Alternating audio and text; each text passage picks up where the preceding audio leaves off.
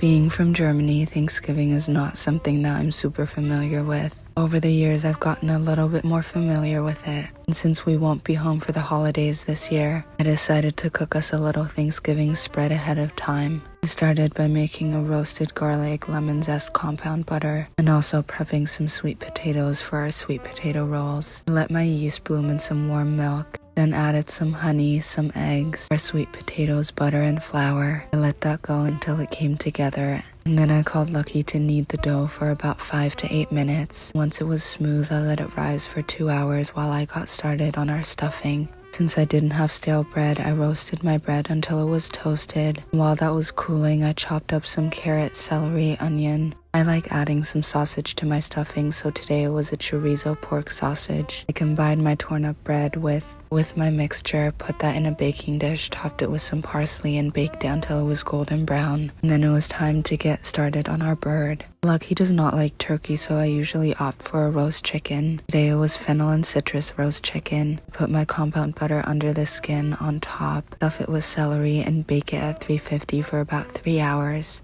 I also prepped some maple glazed carrots and cranberry salsa to go on top of those. At this point, my dough was ready to get worked with, so I punched the air out and formed it into little rolls. I put those in my baking dish and let them poof for about 45 more minutes. And in the meantime, started on my mashed potatoes. I boiled my potatoes, riced them, combined them with some heavy cream and butter, and also some roasted garlic. My favorite thing to make is this miso green bean side dish. I forgot my rolls were in the oven, so they got a little darker than I wanted to, but they were still delicious. I let my chicken rest, plated all of my side dishes, also my gravy, and this was absolutely divine.